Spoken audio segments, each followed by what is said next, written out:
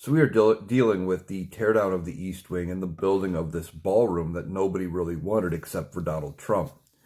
And a lot of people are wondering, how is this happening or why is this happening? Well, it's because Donald Trump is taking full advantage of the government shutdown. That's a big part of it. The office that is supposed to oversee what he is actually doing, the Congressional Historic Planning Office or something like that.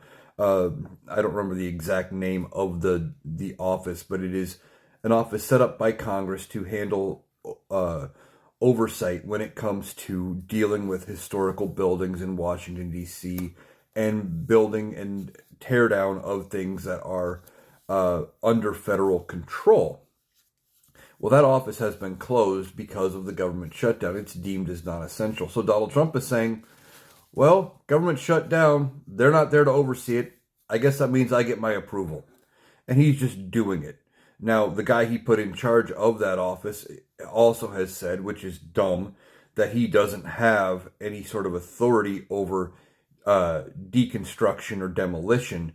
He only has authority over new vertical build. And so he would have to have and see the plans, etc., for the rebuild to see if he can approve it. But at that point, the damage has already been done, and we don't know what's going to happen here with this ballroom when it gets finished or when they get done with it. Now, Donald Trump is notorious for not paying his contractors.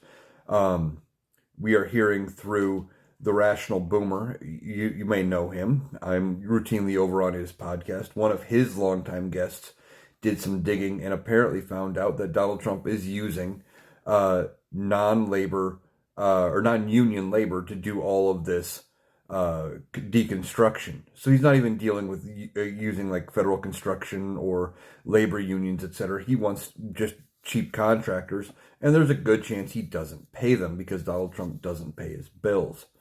There's ultimately going to be a lot of questions having to be answered about this ballroom, and they want to ultimately name it after Donald Trump. He wants to call it the Donald Trump Ballroom or something like that, Donald J. Trump Ballroom. And while we don't need it, I still wonder what is going to happen when he is gone, if it's not completed, or even if it is, does the next president tear it down just to rebuild the East Wing like it was because that has more historical significance? This whole thing was a waste of money from the start, and the only person who wanted it was Donald Trump.